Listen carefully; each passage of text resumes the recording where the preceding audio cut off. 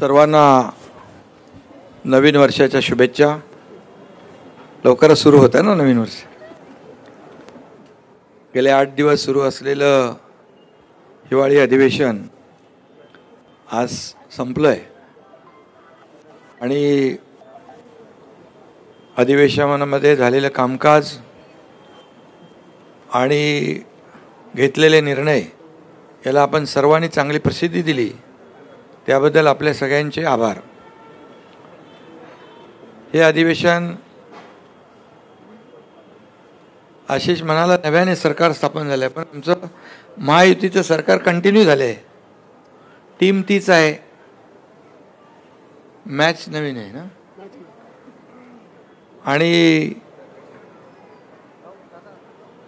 देवेंद्रजींच्या नेतृत्वाखाली मुख्यमंत्री म्हणून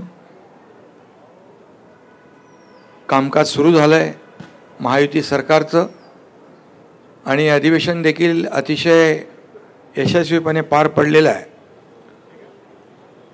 कमी कालावधी असला तरी सुद्धा सरकारने ठरवलेलं कामकाज, निर्धारित केलेलं कामकाज पूर्ण झालं। 17 विधेयकं मंजूर झाली।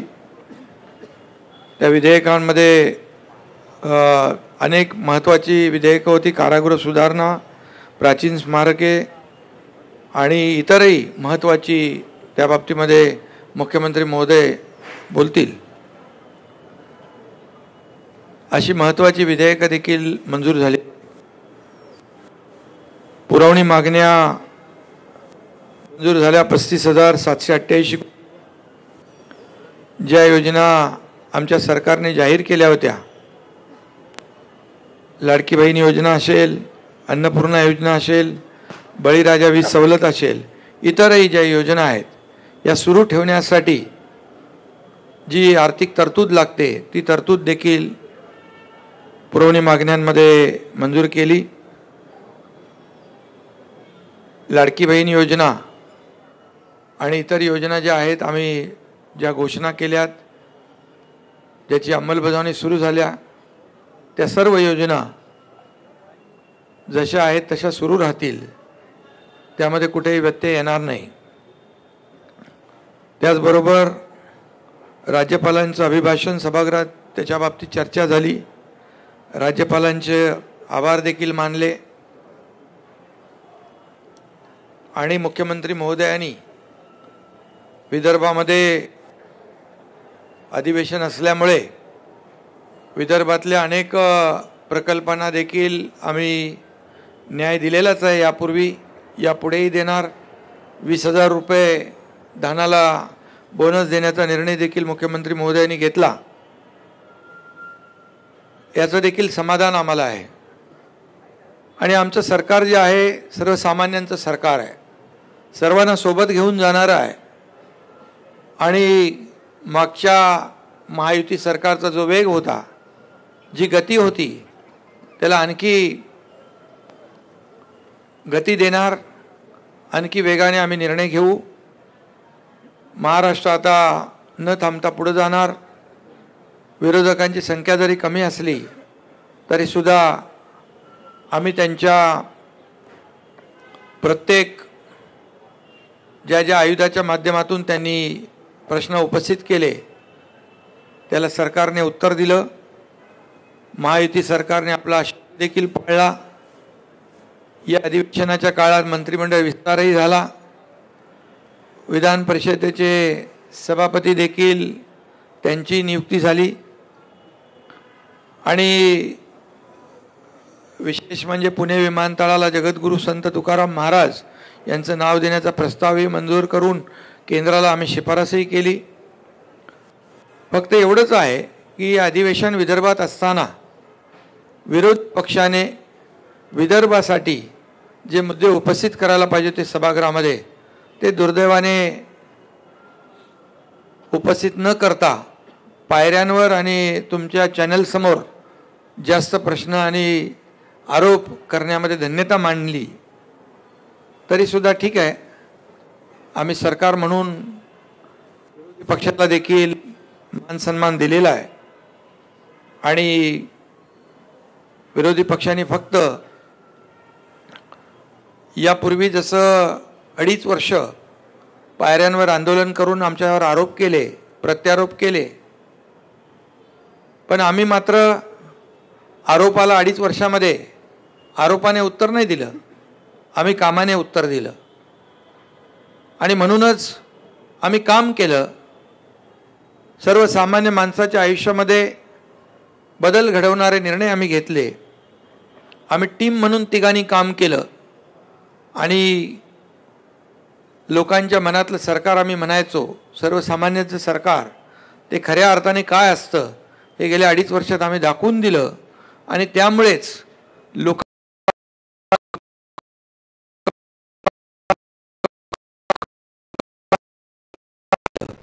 आणि म्हणून आमची आता जबाबदारी आणखी वाढलेली आहे की मुख्यमंत्री महोदयांच्या नेतृत्वाखाली आम्ही टीम म्हणून काम करणार. आणि आम्हाला काय मिळालं यापेक्षा महाराष्ट्रातल्या जनतेला काय मिळणार आहे, त्यांच्या जीवनामध्ये काय बदल होणार आहे आणि या महाराष्ट्र राज्याचा चौफेर विकास कसा होणार आहे यावर आम्ही पूर्ण फोकस करणार आहोत. आणि म्हणून विदर्भात देखील गेल्या 2.5 वर्षामध्ये अनेक सिंचन प्रकल्प असतील, त्याच्या डिटेलमध्ये मी जात नाही. पैनगंगा, नळगंगा, इतर जे काही मराठवाडा आणि विदर्भाचे सिंचनाचे प्रकल्प गेल्या 2.5 वर्षात आपल्याला माहीत आहे की मागच्या महाविकास आघाडीच्या सरकारमध्ये सिंचनाचे 2 प्रकल्पांना सुधारित प्रशासकीय मान्यता दिली होती, परंतु आमच्या महायुतीच्या सरकारमध्ये तब्बल 129 प्रकल्पांना, सिंचन प्रकल्पांना 170 झाले, त्याला मी मान्यता दिली. लाखो हेक्टर जमीन ओलिताखाली येणार आणि शेतकऱ्यांना फायदा होणार. म्हणून हे सरकार बळीराजाचंही आहे, त्याच्याही मागं उभं राहण्याचे निर्णय आम्ही घेतले. आणि अनेक निर्णय नियमाच्या म्हणजे जे नियम निर्धारित केलेत त्याच्या पुढे जाऊन NDRF असेल आणि इतर निर्णय असतील, आम्ही तेही केलं शेतकऱ्यांसाठी गेल्या 2.5 वर्षात. आपल्याला माहीत आहे, मी त्याची पुनरावृत्ती करत नाही, परंतु आदरणीय प्रधानमंत्री महोदयांनी 6,000 रुपयाची जी शेतकरी सन्मान योजना दिली, त्या 6,000 रुपये आम्ही टाकले गेल्या 2.5 वर्षात. 1 रुपयात पीक विमा योजना केली. मुख्यमंत्री महोदयांनी सोलर म्हणजे आपल्या सौर ऊर्जेवर भर दिला आणि शेतकऱ्यांना आता दिवसा वीज देण्याचा आमचा प्रयत्न आहे, तो आम्ही यशस्वी करतोय. आणि 7.5 HP पर्यंत वीज बिल माफ करण्याचा आम्ही निर्णय घेतला, तो लागू केला. आणि म्हणून जे निर्णय आम्ही घेतले त्याची अंमलबजावणी आम्ही केली, याचं समाधान आणि खूप आम्हाला आनंद आहे. आणि म्हणून विदर्भाला न्याय मिळवून देण्यासाठी फक्त चर्चा आणि सरकारला जाब विचारण्याचं काम यापेक्षा दुसरं काही विरोधकांनी केलं नाही. पायऱ्यांवरच फक्त आता नाटकं म्हणणार नाही मी, पण ते तेवढं करण्याचं काम त्यांनी केलं आणि त्याच्यामध्ये धन्यता मानली. बीडच्या आणि परभणीच्या घटनेबाबत देखील प्रश्न उपस्थित केले. अतिशय गांभीर्याने सरकारने दोन्ही घटना गांभीर्याने घेतलेल्या आहेत आणि त्या बाबतीमध्ये सविस्तर निवेदन मुख्यमंत्री महोदयांनी केलं आणि कारवाई देखील केलेली आहे. आणि त्यामुळे या राज्यामध्ये सुव्यवस्था राखण्याचं काम सरकार करेल. आणि कुणाच्याही ओळखीचा पाळखीचा जवळचा असेल तरी सुद्धा कुठल्याही गुन्हेगाराला पाठीशी घालण्याचं काम आमचं महायुती सरकार करणार नाही. हे राज्य कायद्याचं आहे, हे राज्य सर्वसामान्यांच्या रक्षणासाठी आहे, आमच्या माय भगिनींच्या रक्षणासाठी आहे. त्यामुळे हे राज्य जे आहे, आमचं सरकार जे आहे, हे सर्वसामान्यांच्या पाठीशी उभं राहणारं सरकार आहे. आणि त्यामुळे काही लोक म्हणाले मंत्री प्रश्नांची उत्तरं देत नाहीत, हे अधिवेशन विनोदी असल्याची टीका काही लोक करून गेले. परंतु काही लोकांनी जेव्हा मुख्यमंत्री पदाचा राजीनामा दिला होता त्यावेळेस आमदारकीचाही राजीनामा देऊ असं म्हटलं होतं, परंतु ती आमदारकी वाचवण्यासाठी फक्त पर्यटन म्हणून काही लोक येऊन जातात आणि त्यांनी हे अधिवेशन विनोदी म्हणणं म्हणजे हाच मोठा एक विनोद आहे. आणि म्हणून बाकी जाऊ द्या, मी जास्ती काही टीका करत नाही. पण हे अधिवेशन अतिशय बरं. दुसरं, आपल्या सोयाबीन आणि कापसाला सरकारने 5,000 रुपये हेक्टरी मदत केली. त्याचे 4,194 कोटी 96 लाख शेतकऱ्यांना त्याचा फायदा झाला, हेही मी या ठिकाणी नमूद करतो. आणि कांद्याच्या संदर्भात देखील मुख्यमंत्री स्वतः आपल्या केंद्र सरकारशी संबंधित मंत्री पियुष गोयल यांच्याशी संपर्कात आहेत आणि कांद्याचा भाव जो आहे तो खाली आला आहे. तो 20% जो एक्सपोर्ट ड्युटी आहे ती कमी करावी यासाठी देखील केंद्र सरकारशी आम्ही पाठपुरावा करतो आहे. त्यामध्ये आम्हाला नक्की यश येईल. आणि म्हणून आजचं या आठवड्याभराचं अधिवेशन जे आहे अतिशय यशस्वी झालं. आणि म्हणून मुख्यमंत्री देवेंद्रजींना देखील मी त्यांचे अभिनंदन करतो, त्यांनाही शुभेच्छा देतो. आणि आपल्या सगळ्या पत्रकारांना पुन्हा एकदा शुभेच्छा देतो की आम्ही आमच्या अधिवेशनातल्या कामकाजाला आणि एकंदरात घेतलेल्या निर्णयाला आपण चांगली प्रसिद्धी दिली. त्याबद्दल पुन्हा एकदा आपल्या सगळ्यांना धन्यवाद. जय हिंद, जय महाराष्ट्र. महायुती वनच्या अभूतपूर्व यशानंतर आता महायुती 2चे कॅप्टन आणि खरं म्हणजे विरोधी पक्षात असताना विदर्भाच्या प्रश्नासाठी सातत्याने झटणारे आज राज्याचे प्रमुख म्हणून या ठिकाणी आहे. आणि एक काळ असं होतं की आम्ही धानासाठी आंदोलन करत होतो, परंतु विरोधी पक्षांनी कुठल्याही शेतकऱ्यांसंदर्भात कुठलाही प्रश्न उपस्थित न करता संवेदनशील मनाने विदर्भाच्या धान उत्पादक शेतकऱ्याला बोनस देणारे राज्याचे प्रमुख मुख्यमंत्री महोदय यांना मी विनंती करतो की त्यांनी संबोधित करावं. आपल्या सर्वांचं या पत्रकार परिषदेमध्ये मी मनपूर्वक स्वागत करतो. पहिल्यांदाच कुठली वेगळी बातमी बनू नये म्हणून स्पष्टीकरण करतो की राज्याचे आमचे दुसरे सहकारी आणि उपमुख्यमंत्री अजितदादा पवार हे दुपारीच माझी परवानगी घेऊन बीड आणि परभणी या दोन्ही ठिकाणी ज्या घटना झालेल्या आहेत त्या घटनेमध्ये जे पीडित आहेत त्यांची भेट घेण्याकरता त्या ठिकाणी गेलेले आहेत, म्हणून ते पत्रकार परिषदेत उपस्थित नाहीत. अन्यथा अजितदादा नाराज अशा प्रकारची बातमी कृपया लावू नये. आत्ताच माननीय एकनाथराव शिंदेजींनी आपल्यासमोर संक्षिप्त अशा प्रकारचा आढावा ठेवलेला आहे. हे अधिवेशन 6 दिवसाचं अधिवेशन या ठिकाणी झालं. त्यापूर्वी 3 दिवस मुंबईमध्ये छोटंसं अधिवेशन झालं होतं.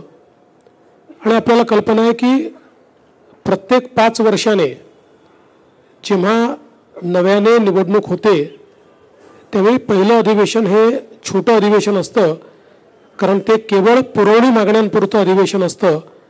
इतर फारसं कुठलं कामकाज त्या अधिवेशनामध्ये होत नाही. तथापि या 6 दिवसामध्ये भरगच्च अशा प्रकारचं कामकाज या अधिवेशनामध्ये राज्य सरकारने केलेलं आहे. आणि विशेषतः 17 विधेयकं मंजूर करण्याचं काम आणि चर्चेसहित, म्हणजे गोंधळात नाही तर चर्चा करून 17 विधेयकं मंजूर करण्याचं काम आपण केलेलं आहे. आणि एक विधेयक महाराष्ट्र विशेष जनसुरक्षा विधेयक हे संयुक्त चिकित्सा समितीकडे आपण पाठवलं आहे. खरं म्हणजे अर्बन नक्षलवाद आणि फ्रंटल ऑर्गनायझेशन्स या संदर्भात नक्षल पीडित सर्व राज्यांनी असं विधेयक केलेलं आहे, म्हणून आपल्याही राज्यात ते केलं पाहिजे असा अँटी नक्षल ऑपरेशन्स विभागाचा आग्रह होता. म्हणून आपण ज्यावेळेस शिंदेसाहेब मुख्यमंत्री होते आणि मी गृहमंत्री होतो त्यावेळेसच आपण याचा मसुदा तयार केला होता. परंतु या संदर्भात अनेक अफवा पसरवण्यात आल्यामुळे त्यावेळेस आम्ही ते मांडलं नाही. आणि आताही विरोधी पक्षाने कुठलीही मागणी न करता आम्हीच हा निर्णय केला की अशा प्रकारचं विधेयक मंजूर करताना कुठेतरी लोकशाहीची पायमल्ली करायची आहे, विरोधकांचा आवाज दाबायचा आहे, अशा प्रकारच्या ज्या वल्गना केल्या जातात, तर संयुक्त चिकित्सा समितीच्या माध्यमातून सर्वांना आपलं म्हणणं मांडता यावं ही व्यवस्था उपलब्ध करून देण्याकरता हे विधेयक आम्ही संयुक्त चिकित्सा समितीकडे पाठवलं आहे. जेवढ्या संघटना आहेत ज्यांना आपलं म्हणणं मांडायचं आहे त्या सगळ्यांना आपलं म्हणणं मांडण्याची पूर्ण संधी मिळेल. सर्वपक्षीय 21 लोकांची समिती या ठिकाणी ही तयार करण्यात आली आहे आणि त्याच्या रिपोर्टवर पुढचं काम हे या ठिकाणी केलं जाईल. आपल्याला कल्पना आहे की जवळपास 35,000 कोटी रुपयाच्या मागण्या या आपण या ठिकाणी मांडलेल्या आहेत.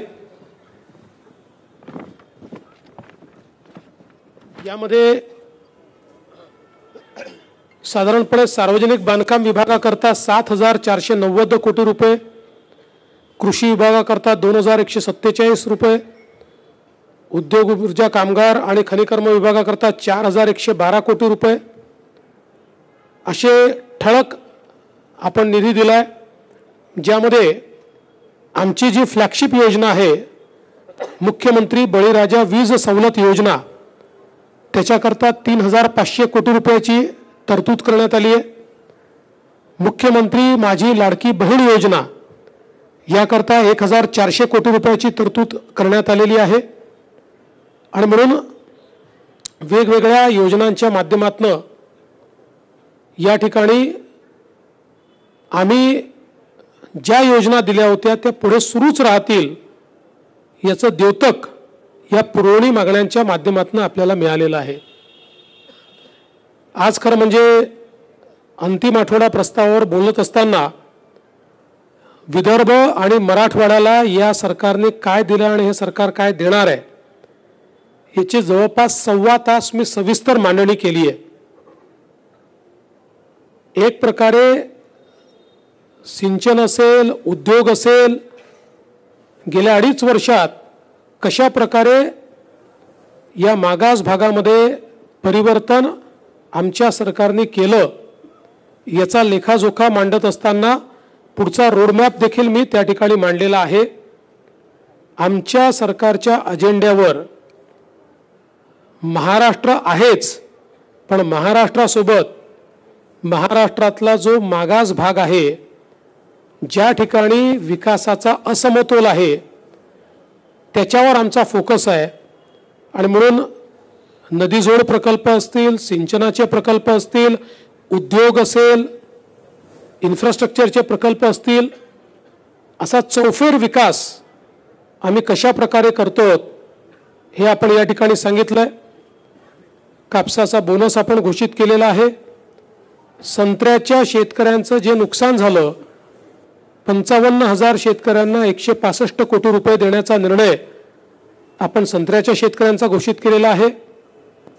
सोयाबीनची खरेदी हमी भावानं गेल्या 15 वर्षात सर्वात जास्त रेकॉर्ड खरेदी आपण यावर्षी केलेली आहे. ती अजूनही सुरू आहे. 12 जानेवारीपर्यंत ही खरेदी सुरूच राहणार आहे. कापसाच्या खरेदीच्या संदर्भात मार्केटचा रेट हा हमी भावापेक्षा जास्त असल्यामुळे मार्केटमध्ये खरेदी मोठ्या प्रमाणात होत आहेत. CCI मध्ये आता फार कोणी कापूस आणत नाही. ती स्थिती तुरीची आहे. खरेदी केंद्र उघडले आहेत, पण मार्केटमध्ये हमी भावापेक्षा जास्त दर असल्यामुळे तुरीची खरेदी मार्केटमध्ये चाललेली आहे. त्यामुळे शेतमालाला जिथे योग्य भाव मिळेल तिथे त्याची विक्री चालली आहे. जिथे अडचणी आहेत तिथे इंटरव्हेन्शन करून त्याच्या खरेदीची पूर्ण व्यवस्था आणि विशेषतः विदर्भ मराठवाड्यामध्ये जी पिकं आहेत त्या पिकांना न्याय देण्याचं काम हे या ठिकाणी आपल्या सरकारने केलं आहे. हे सगळं होत असताना या काळामध्ये आपण ADB सोबत देखील एक करार केला आणि एशियन डेव्हलपमेंट बँक आणि युरोपियन इन्व्हेस्टमेंट बँक या दोघांनी मिळून आपल्याला नागपूर मेट्रो करता जवळपास 3,586 कोटी रुपयाचं कर्ज दिलं आहे. आणि मला सांगताना आनंद वाटतो की याचा व्याजदर जो आहे हा 0.72%, म्हणजे 1% देखील कमी दराने हे कर्ज त्यांनी आपल्याला दिलेलं आहे. आणि एक्सचेंज रेट हा डॉलर नाही आहे, तो येन आहे. डॉलरमध्ये मोठ्या प्रमाणात इन्फ्लेशन होतं.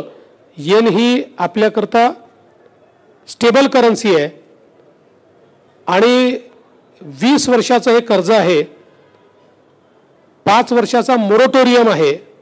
त्यामुळे मोठ्या प्रमाणात आता नागपूर मेट्रो टप्पा 2 याला गती या माध्यमातून मिळणार आहे. जवळपास 43 किलोमीटरचा हा टप्पा आहे आणि नागपूर परिसरातल्या 10 लाख प्रवाशांना याचा लाभ मिळणार आणि नागपूर जिल्हा हा शहराशी या टप्प्यामुळे जोडला जातोय. यासोबत आपली जी मित्रा संस्था आहे या संस्थेच्या माध्यमातून ग्रामीण रस्ते हे आमचा प्रयत्न असा आहे की 1000 लोकसंख्येची जी गावं आहेत या गावांना कॉन्क्रीट रस्त्याने जोडायचं. त्या संदर्भात एशियन डेव्हलपमेंट बँकेशी करार आपला झाला.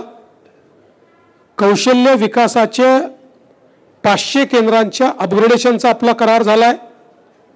आणि मोठ्या प्रमाणात जेव्हा शिंदेसाहेब मुख्यमंत्री होते त्यांनी बांबू मिशन सुरू केलं. बांबू हा शेतकऱ्यांच्या जीवनात परिवर्तन करू शकतो आणि त्यामुळे बांबूच्या लागवडीचं क्षेत्र वाढवण्याकरता अर्थपुरवठा एशियन डेव्हलपमेंट बँक आपल्याला करणार आहे. त्या संदर्भात त्यांच्याशी आपण करार केलेला आहे. या अधिवेशनामध्ये जी काही बिलं आपण मंजूर केली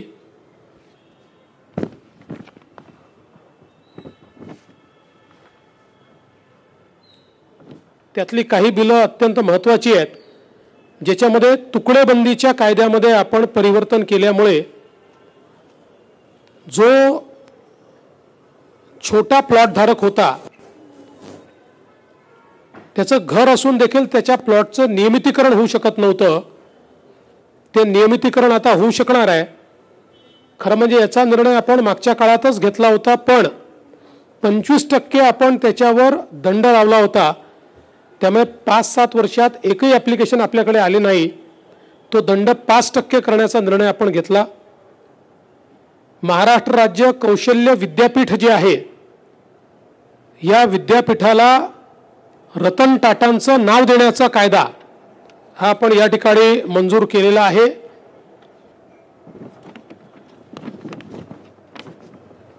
त्याचप्रमाणे एक नवीन संकल्पना त्याचा कायदा आपण मंजूर केलाय, क्लस्टर विद्यापीठ. क्लस्टर युनिव्हर्सिटी म्हणजे समूह विद्यापीठ. UGCने आता त्या ठिकाणी एक एडेड कॉलेज असेल आणि 4 अनएडेड कॉलेजेस असतील तर तुम्हाला क्लस्टर विद्यापीठ करता येतं, अशा प्रकारचा एक नियम तयार केला. त्याचा कायदा आपण तयार केलाय.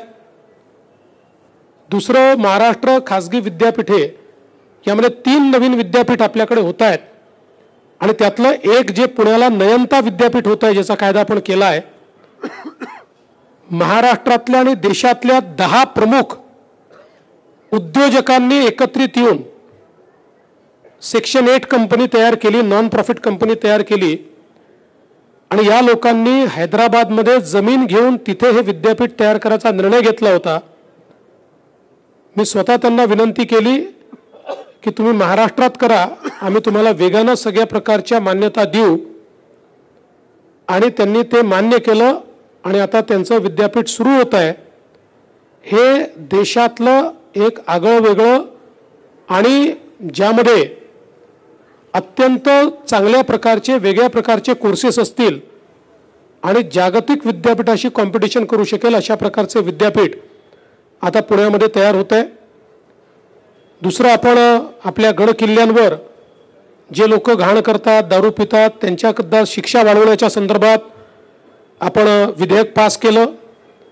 हैदराबाद इनामे व रोज अनुदाने या संदर्भातला कायदा मंजूर केला, ज्यामुळे मराठवाड्यामध्ये ज्या जमिनीवर लोक बसलेले आहेत आणि ते कुठेतरी निजामाच्या काळाच्या जमिनी असल्यामुळे त्यांना वर्ग 2च्या जमिनी म्हणून ट्रीट केलं जातं, त्या वर्ग 1च्या म्हणजे त्याची मालकी त्या लोकांना देण्याचा निर्णय आपण केला. धाराशिवसारखं पूर्ण शहर हे वर्ग 2च्या जमिनीवर आहे. आता त्यांना वर्ग 1च्या जमिनीत ते कन्व्हर्ट करून घेता येईल. त्याचबरोबर महाराष्ट्र आपलं जे नॅशनल लॉ स्कूल आहे छत्रपती संभाजीनगरचं, त्याच्या नावामध्ये बदल करून औरंगाबादच्या ऐवजी छत्रपती संभाजीनगर करणं असेल. आणि एक अत्यंत महत्त्वाचं विधेयक महाराष्ट्र कारागृह व सुधार सेवा विधेयक आपल्याकडे 1894 आणि 1900 म्हणजे जवळजवळ 125 वर्षापूर्वीचं कारागृह विधेयकावरच आपले कारागृह प्रशासन हे काम करत होतं. आता इतक्या 125 वर्षानंतर नवीन अशा प्रकारचा हा कायदा आपण या ठिकाणी तयार केलेला आहे. त्यामुळे मोठ्या प्रमाणात या अधिवेशनामध्ये आम्ही काम केलं आहे आणि विशेषतः विदर्भ मराठवाड्याच्या हिताचे अनेक निर्णय, शेतकऱ्यांच्या हिताचे निर्णय, सर्वसामान्यांच्या हिताचे निर्णय घेण्याचं काम या अधिवेशनामध्ये आम्ही केलेलं आहे. आपण सर्वांनी या अधिवेशनाला जी प्रसिद्धी दिली त्याबद्दल आपल्या सर्वांचे आभार मानतो. आणि काही 1-2 प्रश्न असतील तर आपण ते करूया.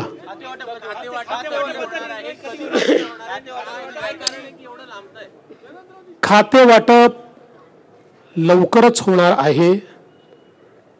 लवकरचचा अर्थ ते आजही होऊ शकतं किंवा उद्या सकाळी देखील होऊ शकतं. नागपूरशी संबंधित 2 प्रश्न आहे. नागपुरात अधिवेशन होते आहे. भारतामध्ये असं एकही शहर नाही जिथे 4-4 विकास प्राधिकरण काम करतात. नागपूर एकमेव शहर आहे जिथे महामेट्रो आहे, NMRD आहे आणि नागपूर सुधार प्रन्यास आणि महानगरपालिका. मागच्या टर्म मध्ये तुम्ही नासुप्र बरखास्त करण्याचं हे केलं होतं. मात्र आमदार नितीन राऊत पालकमंत्री बनल्याबरोबर उद्धव ठाकरे सरकारमध्ये नासुप्रला पुनर्जीवित करण्यात आलं. यावेळेस ते नासुप्र पुन्हा बरखास्त होणार का? विचाराधीन आहे, त्या संदर्भात योग्य निर्णय करू.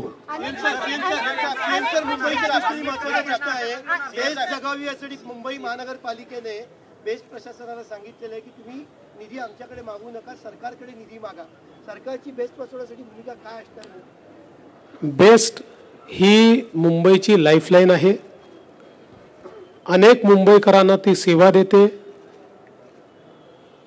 एकनाथराव शिंदे साहेब जेव्हा मुख्यमंत्री होते तेव्हा बेस्टला बसेस घेण्याचा निर्णय देखील आपण केलेला आहे. मोठ्या प्रमाणात नवीन बसेस घेण्याकरता ऑर्डर देखील प्लेस केलेली आहे. आणि बेस्ट ही नीट चालली पाहिजे याकरता राज्य सरकारही मदत करेल आणि महानगरपालिकेलाही मदत करायला सांगेल.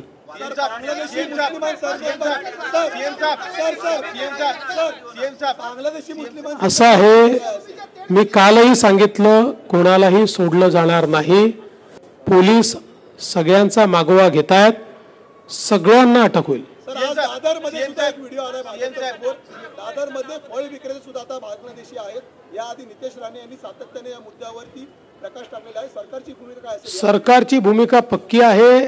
जे अवैधरित्या मुंबईमध्ये राहतात अशा बांगलादेशी नागरिकांना शोधणे आणि त्यांना डिपोर्ट करणे ही सरकारची भूमिका आहे आणि हे काम आम्ही सुरू केलेलं आहे. सीएम साहब, आपने एक प्रमुख 2 मुद्दे उठाए थे आपके भाषण में. एक तो नक्सल, अर्बन नक्सल का काफी मुद्दा जो भारत के खिलाफ, देश के खिलाफ राज्य में एक साजिश और अराजकता निर्माण करने का काम कर रहे हैं. उनकी 15 नवंबर को मीटिंग हुई थी. पहला मुद्दा ये, उसको लेकर, और आज एजेंसीज ने कुछ जगह पर रेड भी की है. दूसरा, और टेरर फंडिंग को लेकर इस चुनाव में जिस तरह से प्रयास किया गया, दोनों प्रश्नों पर आपसे जवाब दें. देखिए, अर्बन नक्सल के मामले में मैंने ये बात कही है कि राहुल गांधी इन्होंने चुनाव में भारत जोड़ो अभियान इसका इस्तेमाल किया.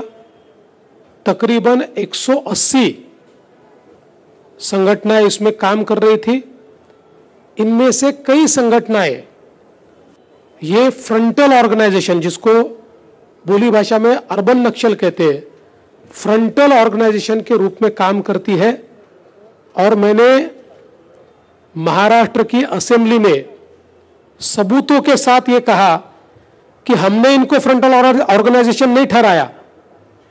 2010 में, 2011 में, 2013 में और 2014 में महाराष्ट्र में जब उस समय की कांग्रेस एनसीपी की सरकार थी और केंद्र में भी जब यूपीए की सरकार थी, उस समय महाराष्ट्र की असेंबली में आर पाटिल साहब ने दिए हुए जवाब हो या केंद्र में केंद्रीय मंत्री ने दिए हुए जवाब हो, उन जवाबों में जो लिस्ट दी हुई है फ्रंटल ऑर्गेनाइजेशंस की, उसी लिस्ट में से कई ऑर्गेनाइजेशंस ये भारत जोड़ो अभियान का पार्ट है।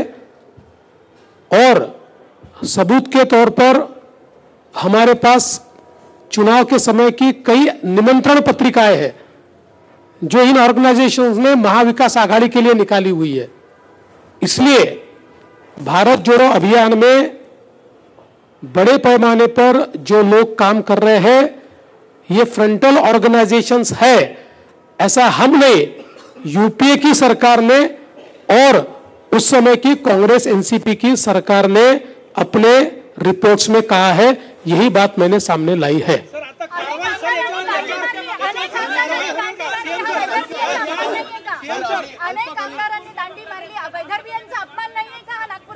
विचार करेंगे उसका। अल्पकालीन चर्चेदरम्यान आपण दिलेल्या उत्तरात विरोधकांचं असं म्हणणं आहे की परभणी जिल्ह्यात सोमनाथ सूर्यवंशीला न्याय नाही मिळाला। विरोधकांनी माझं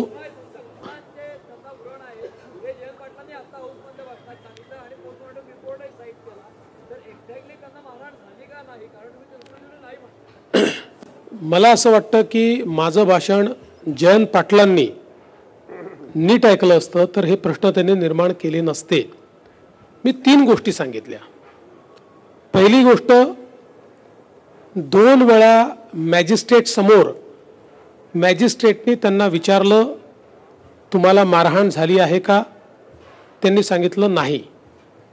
ही पद्धत असते, विचारावं लागतं, ते मॅजिस्ट्रेटनी त्यांना ते नोंदवावं लागतं, ते नोंदवून ठेवलेलं आहे। ते जेव्हा पोलीस कस्टडीमध्ये होते तेव्हा पोलीस कस्टडीतले सगळे सीसीटीव्ही फुटेज आहेत, कुठलाही टाइम लॅग नाही आहे त्याच्यामध्ये, कुठेही त्यांना मारहाण झाल्याचं दिसत नाही। तिसरं, त्यांची जी मेडिकल एक्झामिनेशन झाली, मी जे सांगितलं की आपण जे सगळे दाखवतो आहोत ते पोस्टमॉर्टम रिपोर्टचं कव्हर दाखवतो आहोत, पण जी डिटेल्ड मेडिकल एक्झामिनेशन झाली त्याच्यामध्ये त्यांना श्वसनाचा दुर्धर रोग आहे हे तेव्हाच नमूद करून ठेवलेलं आहे, हे मी सांगितलं। तथापि एवढं सगळं झाल्यानंतर ते जेलमध्ये असताना, पोलीस स्टेशनमध्ये असताना नाही, जेलमध्ये असताना त्यांचा मृत्यू झाला आणि पोस्टमॉर्टम रिपोर्टच्या फ्रंट पेजवर मल्टिपल इंजुरीज असं लिहिलेलं असल्यामुळेच आपण त्याची न्यायालयीन चौकशी करतो आहोत की ज्या न्यायालयीन चौकशीतनं सत्य काय आहे हे बाहेर आलं पाहिजे, हे लपवण्याचं कुठलंही कारण नाही आहे। राहुल गांधी सोमवार की दिन आ रहे हैं। शेतकऱ्यांच्या कर्जमाफीचं आणि सन्मान निधीचं कसं? मला असं वाटतं तुम्ही ऐकलं नाही, याचा अर्थ मी जे उत्तर दिलं ते तुम्ही ऐकलं नाही।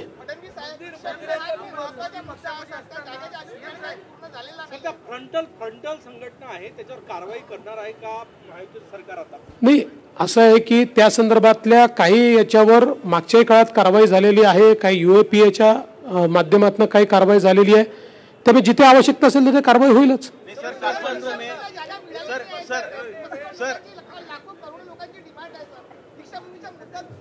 सर की दीक्षाभूमीला ज्या ज्या मागण्या आहेत त्या आम्ही पूर्ण केलेल्या आहेत। ज्या जागेचं तुम्ही या ठिकाणी सांगताय ती कृषी विभागाची केंद्राची एक छोटीशी जागा आहे, ज्याची मागणी अनेक वर्षापासून त्या ठिकाणी आहे। आम्ही केंद्राला विनंती केलेली आहे की ती जागा त्यांनी द्यावी।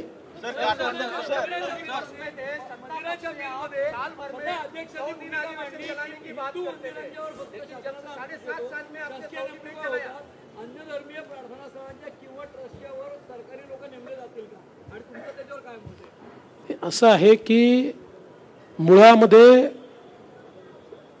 जे काही आपले मंदिरं असतील किंवा इतर धार्मिक स्थळं असतील यांच्या कंट्रोलचे वेगवेगळे कायदे आहेत. मुस्लिमांकरता वक्फ आहे, काही ठिकाणी ट्रस्ट आहेत आणि काही ठिकाणी आपण कायदे केलेले आहेत.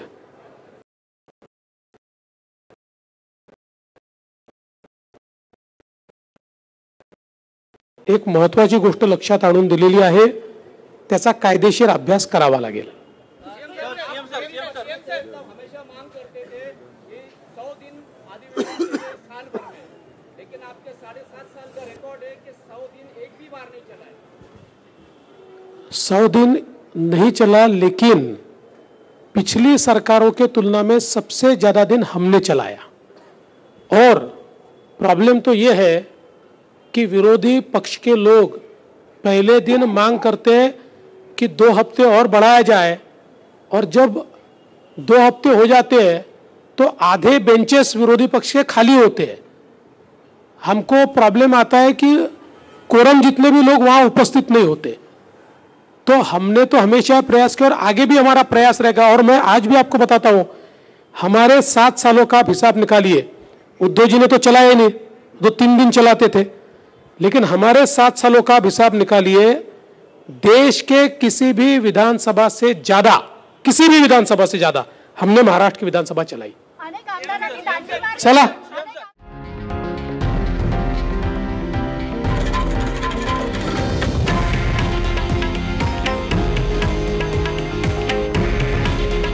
हे आहे देशातील नंबर 1 न्यूज नेटवर्क आणि आपण पाहत आहात TV9 मराठी.